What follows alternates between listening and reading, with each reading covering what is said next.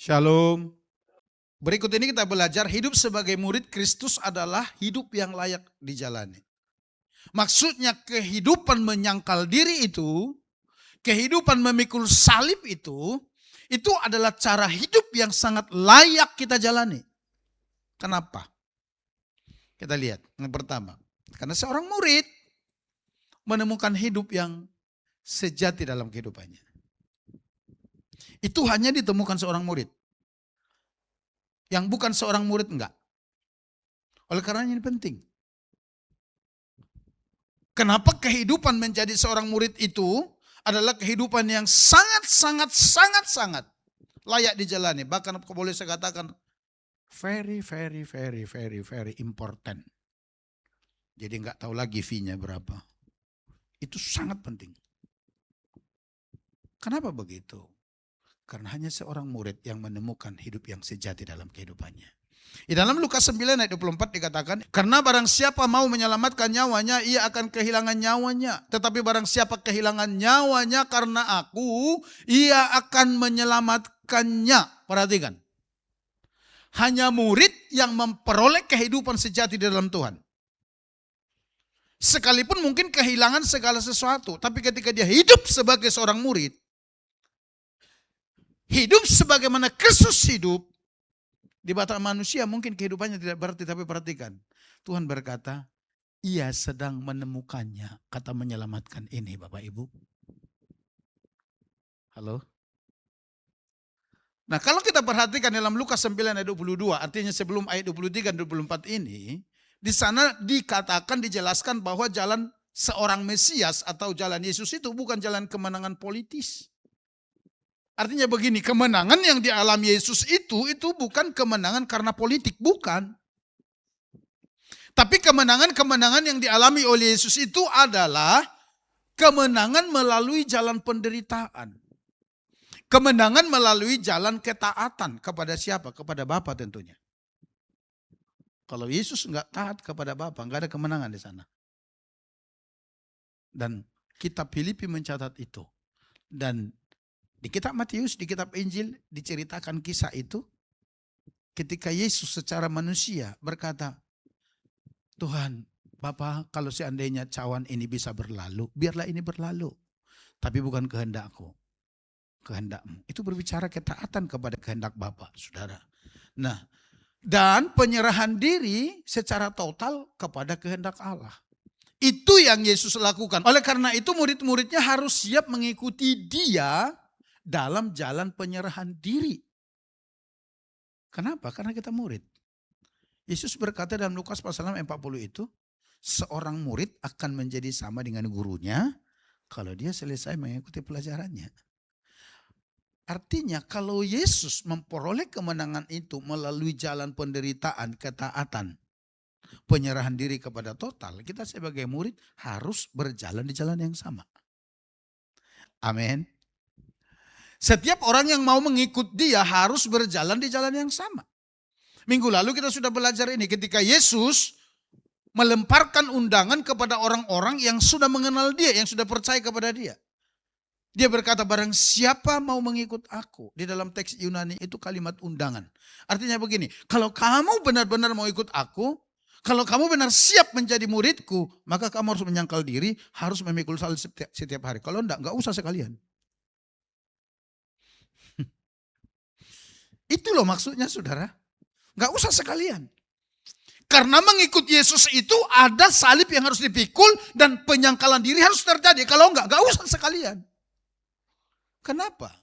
Karena nanti saudara hidup segan, mati juga segan.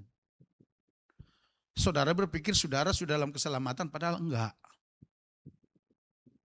Lebih baik enggak usah sekalian. Biar saudara habiskan hidup saudara di luar sana dengan hura-hura segala macam. Karuan, mati langsung ke neraka. Tapi ketika kita berkata, yes, iya saya mau mengikut Tuhan. Itu artinya kita siap berjalan bersama dengan dia di jalan yang dijalani oleh Yesus. Amin. Itu maksudnya saudara. Menyangkal diri, memikul salib dan kehilangan nyawa karena Kristus adalah gaya hidup sebagai pengikut dan murid Kristus. Bukan cara untuk diselamatkan. Bukan. Memikul salib itu Bapak Ibu, menyangkal diri itu, kehilangan nyawa karena Kristus itu bukan cara untuk diselamatkan, tapi itu respon kita setelah kita di dalam Tuhan terhadap kasih karunia Allah yang telah diberikan kepada kita. Sebab keselamatan itu tidak diterima dengan cara begitu. Keselamatan itu diterima oleh anugerah Allah melalui iman kepada Kristus. Keselamatan itu anugerah. Keselamatan itu diberikan kepada kita secara cuma-cuma. Tapi ketika kita menerimanya dan berkata, ya saya mau percaya Yesus, saya mau mengikut Yesus, saya mau menjadi muridnya, kita harus bersedia menyangkal diri dan memikul salib. Dalam Lukas 9:24, itu adalah respon hidup dari orang yang sudah menerima anugerah keselamatan. Artinya, ketika kita berkata kita mengikut Yesus, sama dengan menyerahkan hidup kita sepenuhnya kepada Dia. Itulah artinya mengikut Yesus itu Bapak Ibu. Kira-kira kalau begini saudara masih mau mengikut Yesus enggak? Saudara masih berani nyanyi lagu itu? I have decided to follow Jesus. I have decided to follow Jesus. I have decided to follow Jesus. No turning back, no turning back. Tidak ada lagi pikiran untuk berbalik arah. Ketika kita berkata, aku mau mengikut Yesus, saya sudah memutuskan mengikut Yesus. Kita harus berani berkata dan bernyanyi. Christ is enough for me. Christ is enough for me. Everything I need is in you. Everything I need is in you. I have decided. Kita harus berani berkata, Kristus cukup bagiku. Kristus cukup bagiku. Kenapa? Dia berkata, everything I need is in you. Segala sesuatu yang saya perlukan ada di dalam Kristus. Kalau saudara memiliki Kristus, saudara memiliki segalanya. Dalam teks Yunani kata nyawa itu memakai kata psihe. Artinya nyawa, hidup, jiwa, diri atau keseluruhan keberadaan seseorang. Itu arti kata nyawa di sana yang ditulis dalam teks asli berbahasa Yunani. Ketika Yesus berbicara tentang nyawa, dia sedang berbicara tentang hidup manusia secara utuh. Jadi bukan sebagian-sebagian, bukan. Tapi dia sedang berbicara mengenai kehidupan kita secara utuh. Yesus berkata barang siapa mau menyelamatkan nyawanya akan kehilangan nyawanya. Maksudnya adalah orang yang berusaha mempertahankan kehidupannya menurut caranya sendiri. Setiap orang yang berusaha mempertahankan cara hidupnya sendiri dengan cara dia sendiri, bukan dengan cara Tuhan Yesus berkata, sesungguhnya orang itu sudah kehilangan nyawanya. Loh saudara. Terlihat orang tersebut sedang menjaga hidupnya. Tetapi menurut Yesus, justru ia sedang kehilangan hidupnya. Yesus berkata barang siapa kehilangan nyawanya karena aku, ia akan menyelamatkannya. Frasa karena aku itu sangat penting. Bertolak belakang kelihatannya saudara ya. Artinya seseorang rela melepaskan hidupnya yang lama, mematikan dosa, menundukkan egonya kepada Tuhan, menyerahkan keinginannya dan mengikuti kehendak Yesus karena ia mengikuti dia.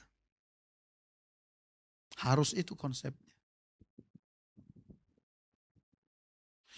Apa yang dimaksud orang coba menyelamatkan hidupnya dengan caranya sendiri? Apakah kita nggak boleh berusaha? Sangat boleh. Apakah kita nggak boleh bekerja? Justru harus bekerja. Murid Kristus nggak boleh jadi pemalas. Firman Tuhan berkata orang tidak mau bekerja jangan kasih makan. Itu deal. Itu Bapak Ibu pasti. Artinya anak Tuhan harus rajin bekerja. Tapi kalau karena hanya saudara khawatir tentang kehidupanmu, lalu waktumu lebih banyak kau habiskan untuk mencari kepentinganmu sendiri, sampai engkau lupa hubunganmu dengan Tuhan, lupa tanggung jawabmu kepada Tuhan, lupa kewajiban-kewajibanmu kepada Tuhan. Terlihat saudara sedang mendandani, sedang menyelamatkan diri, sedang menyelamatkan kehidupan, sedang mempersiapkan segala sesuatu, tapi Yesus berkata engkau sedang kehilangannya. Sekali lagi, Yesus tidak anti dengan orang bekerja. Yesus tidak anti dengan orang berbisnis. Yesus tidak anti dengan pejabat. Yesus tidak anti dengan keberhasilan. Tapi yang dia mau katakan, kalau itu semua merusak hubunganmu kepada dia, sampai sepertinya kita tidak percaya penuh akan pemeliharaan Tuhan dalam kehidupan kita, engkau sedang kehilangan hidupmu. Tapi ketika kita rela melepaskan hidup kita kepada Tuhan, termasuk cara-cara hidup kita yang lama itu, dikatakan engkau sedang menemukan kehidupanmu. Amin. Nah, oleh karenanya kita perlu belajar, kita perlu membuat komitmen ketika kita mengikut Tuhan. Jadi yang dimaksud dengan hidup sejati itu bukan hanya berbicara tentang kehidupan kekal nanti. Itu tidak hanya berbicara nanti ketika Yesus datang kedua kali, enggak. Tetapi yang dimaksud dengan kehidupan sejati itu berbicara tentang kehidupan kita yang kita mulai setelah kita percaya kepada Yesus. Kan 2 Korintus pasal 5 ayat 17 berkata bahwa kita akan memulai dengan cara hidup yang baru. Demikianlah sekarang mereka yang ada di dalam Kristus. Mereka bukan lagi ciptaan yang lama. Mereka adalah ciptaan baru. Yang lama sudah berlalu, sesungguhnya yang baru sudah datang. Idealnya di mata Tuhan harus seperti itu. Ketika kita menerima Yesus sebagai Tuhan dan Juru Selamat kita, dan kita mengambil komitmen menjadi pengikutnya, menjadi muridnya, kita harus rela meninggalkan cara-cara hidup lama itu. Di dalam Efesus pasal 4 itu dikatakan demikian. Hanya dengan cara begitu, engkau melepaskan manusia lamamu, engkau akan bertumbuh dan dibaharui di dalam roh, dalam Kristus. Itu murid. Seorang murid pasti dia akan semakin berubah menjadi seperti gurunya. Artinya seorang orang percaya kepada Yesus akan terlihat perubahan dalam kehidupannya sehari-hari. Bapak Ibu, yang menghalangi kita tidak seperti Yesus itu karena kita tidak rela mati terhadap daging kita. Itu yang sering. Kita terlalu banyak argumen dengan Tuhan, kita terlalu banyak alasan-alasan. Bahwa kadang-kadang orang mengaku percaya kepada Yesus itu benar-benar menjalani cara hidup yang salah. Kenapa? Pertama mungkin karena kurang mengerti, yang kedua karena kekerasan hati.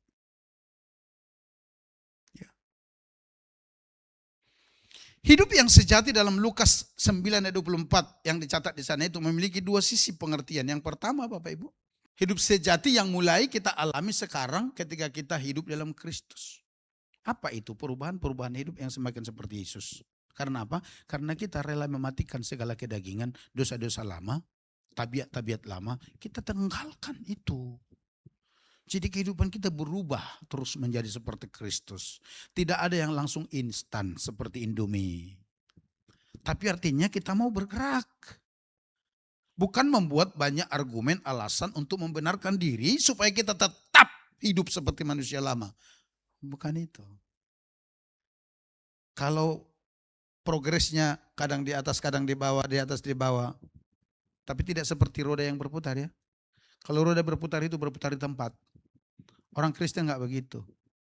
Kadang di atas iya, kadang di bawah iya, tapi berprogres jalan menuju tujuan di sana. Tidak masalah selama kita terus berjalan bersama dengan Kristus. Nah yang kedua, hidup sejati itu kita terima nanti secara penuh dalam kekekalan ketika kita hidup bersama Allah dalam kemuliaannya. Artinya ketika Yesus datang kedua kali. Tapi saat ini kita juga sebenarnya sedang menerima kehidupan yang sejati itu. Di mana Allah akan membawa kita menjadi semakin serupa dengan Kristus Yesus. Nah, sekarang kita akan lihat bagaimana cara mengaplikasikan hidup sebagai murid Kristus itu dalam kehidupan sehari-hari. Yang pertama, berani mengakui dan menyatakan iman kepada Kristus di depan umum. Karena kalau kita baca nanti keseluruhan ayat itu Bapak Ibu, nah termasuk di dalam ayat 26 itu, sebab barang siapa malu karena aku dan karena perkataanku, anak manusia juga akan malu karena orang itu apabila ia datang kelak dalam kemuliaannya dan dalam kemuliaan Bapa dan malaikat-malaikat kudus. Jadi yang pertama, bagaimana caranya kita menerapkan itu dalam kehidupan kita sehari-hari, kehidupan sebagai seorang murid itu, berani mengaku dan menyatakan iman kepada Kristus di hadapan banyak orang.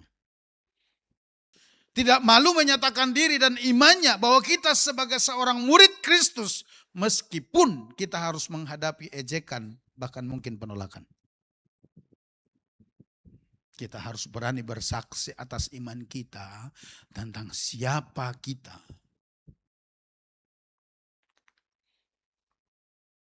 Di Komsel tempoh hari saya tegaskan sama anak-anak Tuhan di sana. Kalau saudara diizinkan ada di sebuah tempat, di sebuah komunitas, di mana orang-orang di sana bukan murid Kristus, itu berarti Tuhan sedang memberikan kesempatan untuk saudara menjadi saksi Kristus di sana. Amin. Amin. Kalau engkau murid. Tapi kalau engkau hanya sebatas orang percaya, nanti saudara akan berkata, tapi enggak enak Pak, di sekeliling saya itu bukan orang percaya. Kita dipanggil dari gelap, itu setelah di dalam terang kita dikembalikan lagi ke gelap. Itu yang benar eklesia itu. Jadi bukan dipanggil keluar dari kegelapan, masuk ke dalam terang Tuhan ajaib, lalu di sini disko-disko semua joget-joget.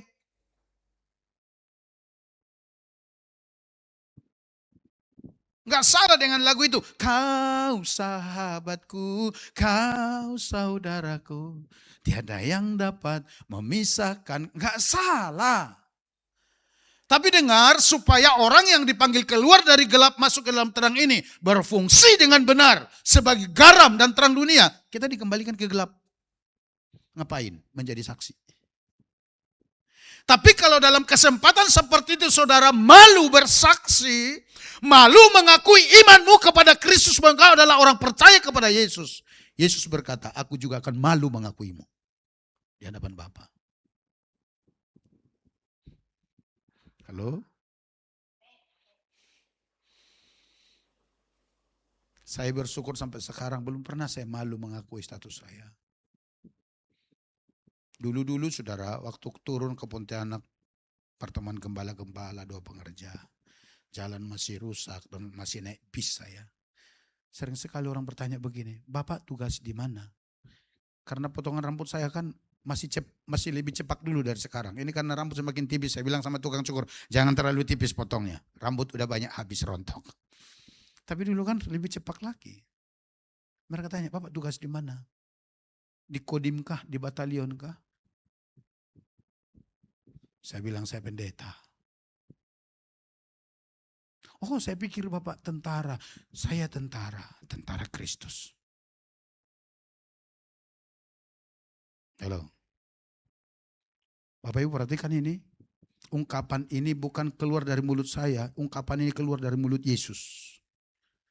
Kalau saudara malu mengakui imanmu, kepercayaanmu di hadapan orang banyak, dia berkata, aku juga malu mengakuimu. Gak peduli seberapa kali sudah berkata, oh aku udah percaya Yesus, aku udah terima Yesus. Bahasa rohmu sampai ke sorga. Karena tujuan bahasa roh diberikan untuk memampukan saudara dan memberikan keberanian kepada saudara untuk bersaksi tentang Yesus. Tapi kalau pada kenyataannya saudara gak berani bersaksi tentang dirimu, siapa engkau di hadapan Tuhan, hanya karena enggak enak perasaan dengan di sebelah, Yesus berkata, aku juga akan malu mengakuimu. Anak sekolah, berani mengaku imanmu di hadapan banyak orang? Bahkan tadi malam saya cerita di Komsel, beberapa kali menyeberang ke Malaysia. Kalau saya lihat agak ini, saya lihat tulisan orang Kristen, langsung saya tanya, Uncle Kristen kah? Oh iya, oh saya pastor. Orang Malaysia bilang pendeta itu, gembala itu kan pastor, saudara. Ya, pas. Oh iya kah? Ya. Ngapain kita malu, saudara? Kita harus bangga menjadi orang percaya kepada Yesus. Karena tidak semua orang bisa percaya kepada Yesus. Amin. Yang kedua, menyerahkan kendali dan kehendak hidup kita kepada Tuhan. Cara menerapkannya begitu. Belajarlah menyerahkan kendali hidup kita, kehendak hidup kita kepada Dia. Setiap hari harus bertanya kepada Tuhan apa yang Dia kehendaki kita kerjakan. Kemudian berusaha melakukannya sekalipun tidak selalu mudah dan tidak sesuai keinginan dan selera kita. Itu murid. Kita sudah belajar di awal-awal. Menyerahkan keinginan kehendak kita. Contohnya kita berkata begini, Tuhan saya mau, aku nanti besok mau ke Pontianak. Tanya Tuhan, boleh gak ya? Kalau Tuhan bilang gak boleh, jangan buat banyak alasan. Jangan nanti udah kebentur, pok, oh Tuhan ampuni, ampuni, ampuni. Diampuni sih saudara, tapi terlalu mahal harga yang dibayar. Masa harus luka dulu? Masa harus gagal dulu? Masa harus babak belur dulu? Oleh karena apa? Oleh karena kita gak mau dengar Dia. Oleh karena kita gak mau taat kepada Dia. Kita paksakan kehendak kita paksakan keinginan kita. Sehingga kita babak belur. Udah babak belur berdarah-darah baru. Oh Tuhan, apa yang salah? Karena saudara gak peka aja. Roh Kudus bilang begini, banyak salahnya nak. Kau terlalu ngotot dengan keinginanmu. Kau tidak dengar saya ngomong. Jadi yang kedua itu belajar menyerahkan kendali. Ingat ya, bulan lalu kita belajar, bukan berarti menyangkal diri itu kita nggak boleh punya keinginan. Boleh. Punya program, sangat boleh. Punya cita-cita, sangat mulia. Tapi dengar, di atas semuanya itu kita harus bertanya, Tuhan, apa iya engkau mau aku lakukan ini? Apa iya Tuhan? Jangan hanya karena selera kita begini, oh sudah pasti ini kehendak Tuhan. Belum tentu. Bahkan ketika sangat bertentangan dengan keinginan kita harus berani menyerah. Melakukan apa yang kita tidak suka, tapi Dia suka. Halo saudara. Daging kita berkata, oh enggak ini sakit, ini terlalu sadis. Tapi Dia berkata, tapi aku suka itu. Lakukan. Kalau saudara melangkah bersama dengan Kristus, saya mau beritahu, sekalipun sepertinya terlihat di sana ada maut, ada kematian, tapi saya berkata, di sana ada kehidupan dan kemenangan. Karena Dia ada di sana. Tapi kalau saudara ngotot dengan keinginanmu, sekalipun terlihat di sana ada keberhasilan, ada kemenangan, ada segalanya, siap-siap engkau menyesal. Karena engkau pasti kebentur itu. Belajar saudara ya, menyerahkan ya. Enggak ada yang langsung sempurna. Saya katakan saya dalam tahap belajar terus. Dalam tahap belajar. Tidak mudah bagi saya membuat sebuah keputusan. Tapi ketika saya buat sebuah keputusan, itu sudah melalui proses doa, tanya, segala pembuktian dari firman. Enggak mudah saya dipengaruhi orang. Makanya kadang-kadang kawan-kawan di luar sana bilang begini, kau itu hamba Tuhan keras kepala itu. Bukan keras kepala. Tapi karena saya selalu belajar bertanya, apa ini? Dan hasilnya saya lihat ada kemenangan. Sekalipun kadang-kadang saya seperti dikucilkan, ditolak, dianggap aneh, silakan terserah kau. Tapi saya lihat ada kemenangan-kemenangan yang Tuhan lakukan. Yang terakhir, yang ketiga Bapak Ibu, cara menerapkannya. Menyerahkan hidup melayani Tuhan dan orang lain dengan kasih. Belajar dari situ. Hati yang rela melayani merupakan salah satu nilai hidup yang ada pada Kristus. Dan sebagai murid Kristus seharusnya kita dengan rela hati mengorbankan waktu, tenaga, dan sumber daya untuk melayani Tuhan dan juga menolong sesama. Bukan hanya mengejar kepentingan sendiri yang menyenangkan hati kita. Dengan demikian hidup kita akan semakin serupa dengan Kristus dan diberkati. Saya pakai istilah diberkati. Kenapa melayani Tuhan dengan sesama? Karena kecenderungan daging kita itu selalu minta dilayani. Halo? Lebih senang mana? Memperhatikan, diperhatikan. 90% orang lebih senang diperhatikan daripada memperhatikan. Nah, ketika kita berkata, kita menjadi murid Kristus, kita harus dengan rela hati belajar menyerahkan hidup kita untuk melayani Tuhan dan melayani sesama. Supaya karakter Kristus itu terbentuk dalam diri kita. Supaya hati Yesus yang rela melayani itu ada dalam diri kita, Bapak Ibu. Supaya hati Yesus dan tindakan yang rela berkorban itu ada dalam hati kita. Ya, karena kadang-kadang menuntut pengorbanan. Ya, bukan hanya waktu, tenaga juga, uang, pikiran, emosi, segala macam dituntut di sana. Tapi ketika kita menjalaninya dan berhasil kita di sana, saya pastikan engkau memiliki karakter Kristus. Dan ketika saudara memiliki karakter Kristus, nilai hidup yang ada dalam Kristus, hidupmu diberkati. Anak Tuhan itu, orang percaya itu enggak perlu ngotot kejar berkat. Enggak perlu. Coba buka Galatia pasal 4 ayat 7. Ini keren, sangat keren. Dikatakan begini.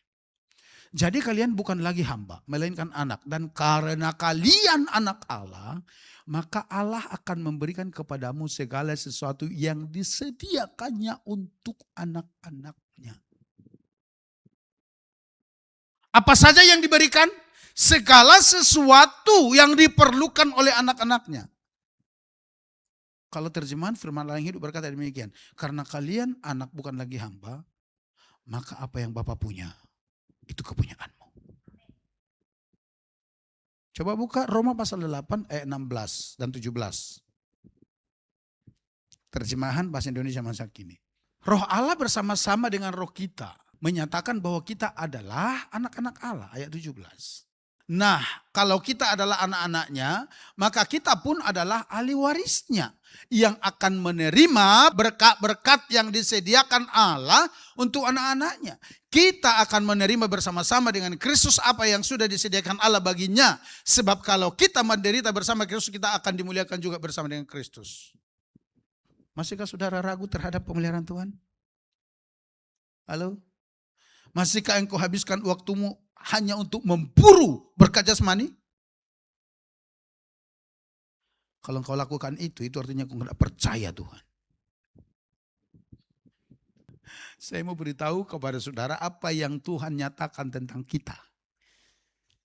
Matius pasal 8 berkata demikian. Jangan seperti mereka. Judul perikop tentang berdoa. Di situ Yesus singgung ada beberapa tipe orang berdoa. Pertama, orang tidak mengenal Allah. Yang kedua, orang munafik. Dikatakan orang tidak mengenal Allah itu berdoa, doanya bertele-tele. Diulang-ulang terus, ulang-ulang karena enggak terlalu yakin. Orang munafik dikatakan mereka berdiri di pinggir jalan. Di mana-mana. Tapi Yesus berkata begini, kamu jangan berdoa seperti itu. Untuk murid-muridnya dia berkata, untuk anak dia berkata, kamu jangan berdoa seperti orang munafik dan orang tidak mengenal Allah. Diajari para muridnya berdoa dan dikatakan begini, jangan seperti mereka. Bapamu sudah tahu apa yang kalian perlukan sebelum kalian memintanya. Nah lo, mau nggak saudara bertobat dari cara-cara kita yang meragukan Tuhan itu? Kita berpikir seolah-olah kalau kita tidak begini, kita tidak diberkati. Kalau nggak begini, kita tidak dapat ini. Kalau begini, kita tidak hidup. No! Itu penghinaan terhadap Tuhan. Dia berkata, sebelum engkau meminta, aku udah tahu apa yang ada dalam hatimu. Apa yang kau perlukan. Dan ketika engkau hidup sebagai anak-anak Allah, hidup seperti Kristus hidup, dia katakan, dia akan memberikan kepadamu. Tak kau minta pun dia tahu kebutuhanmu, dia akan berikan kepadamu. Terlalu banyak waktu kita disita oleh hal-hal yang sebenarnya tidak perlu. Terlalu banyak hati kita disita, disimpang siurkan oleh kekhawatiran-kekhawatiran kita. Kita pikir Tuhan tidak pelihara kita. Dengar baik, kau menghina Tuhan. Terlihat sepertinya kau hormat kepada Tuhan, tapi dengan cara hidupmu kau sedang hina dia. Kenapa? Karena kau gak percayai dia. Kau gak percayai firman-Nya. Kau gak percayai pernyataannya. Sehingga engkau membangun kehidupanmu dengan caramu sendiri. Itu yang membuatmu capek. Dan kalau engkau stres nanti karena engkau tidak melihat sesuatu yang memuaskan, jangan salahkan siapa-siapa.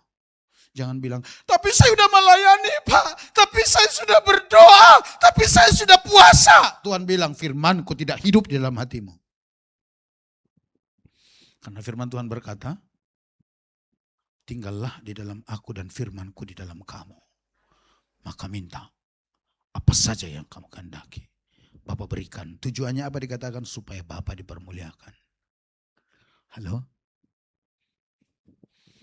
Oleh karenanya hidup sebagai murid Kristus itu sangat layak kita hidupi. Kenapa? Karena seorang murid menemukan hidup sejati. Kalau boleh saya tambah, seorang murid itu hidupnya diberkati. Kalau dia hidup sama seperti Kristus hidup. Amin Bapak Ibu. Oleh karena itu saya tidak akan mengajak kita hidup seperti yang lain. Oh begini, begitu. Ke depan ini udah lama kayaknya ya. Saya nggak khotbah model begitu. Oh, supaya saudara diberkati. Kejar aja hidup menjadi seperti Yesus. Tuhan katakan, semua ditambahkan kepadamu. Matius 6 ayat 33. Baca nanti di pasal itu. Di Matius pasal 6 itu. Diurai semua di sana tentang kekhawatiran. Dikatakan demikian. Semua bangsa-bangsa mencari itu. Apa yang makan, minum, dan pakai. Tetapi kamu, kata Tuhan, carilah dahulu kerajaan Allah dan kebenarannya. Maka semuanya itu. Semuanya apa? Apa yang saudara mau makan, apa yang saudara mau minum, dan apa saudara mau pakai. Termasuk enggak berlian di sana? Kalau orang punya kalung berlian, itu untuk diapain? Ditelan? Mau diapain ayo? Dipakai. Apa yang kamu makan, minum, pakai termasuk enggak? Termasuk. Kalau Tuhan lihat, sudah waktunya saudara mendapatkannya. Dia enggak pernah tahan. Dia enggak perlu pasang aksi, pasang ini, siasati segala macam ini dan itu. Hanya untuk terlihat kita diberkati secara materi. Padahal caranya enggak benar. Hasilnya dari tipu-tipu, tapi bersaksi, oh saya diberkati Tuhan luar biasa. Sekali lagi, kau menghina Tuhan. Yang diberkati Tuhan itu enggak begitu caranya. Tuhan datang dan memberikannya kepadamu karena dilihat engkau layak menerimanya. Amin. Dan setahu saya, pengalaman saya sampai saat ini semenjak saya bertobat, berjalan bersama dengan Yesus, dia enggak pernah mempermalukan saya. Pernah diizinkan mengalami proses, pernah. Pernah diizinkan sampai puasa 3 hari 3 malam karena gak cukup beras di rumah, pernah. Tapi itu hanya proses untuk mengajar saya percaya sepenuhnya kepada pemeliharaannya. Menguji hati saya. Apakah saya sungguh-sungguh mempercayakan hidup kepada dia? Dan saya percayakan. Dan setelah itu datang pertolongan. Persis seperti ketika Yesus selesai dicobai. Setelah selesai datang pertolongan. Bapak Ibu, saya mau katakan, kalau Tuhan izinkan engkau menghadapi dan mengalami sedang menjalani krisis, perhatikan, hatimu sedang diuji Tuhan. Apakah engkau sungguh-sungguh berharap kepada dia? Apakah engkau sungguh-sungguh percaya kepada dia? Apakah engkau sungguh-sungguh menggantungkan kehidupanmu kepada dia? Kalau engkau lulus, lihat, kau akan mengalami sesuatu yang lebih besar. Ayub diproses Tuhan. Harta semua hilang. Anak semua hilang. Tapi dia berpegang teguh kepada Tuhan. Pasal terakhir, Ayub pasal 42 berkata, dan semua kekayaan Tuhan kembalikan 2 kali lipat. Anak laki-lakinya 7 orang dikembalikan 7 orang. Anak perempuannya 3 orang mati dikembalikan 3 orang. Tambah bonus dikatakan, di era itu tidak ada anak-anak perempuan yang lebih cantik dan rupawan dari anak-anak Ayub. Itu bonus. Jadi kalau saudara diberhadapkan dengan situasi seperti itu, jangan bilang, katanya murid, katanya diberkati. Siapkan hatimu. Engkau sedang dipersiapkan untuk mengalami sesuatu yang lebih besar. Dan ketika engkau menang, kau akan melihatnya. Amin, saudara. Bukan hanya di dunia ini, tapi sampai kepada kekekalan. Kita menerima dan mengalami anugerah Tuhan yang besar itu. Yang mau dan percaya katakan amin.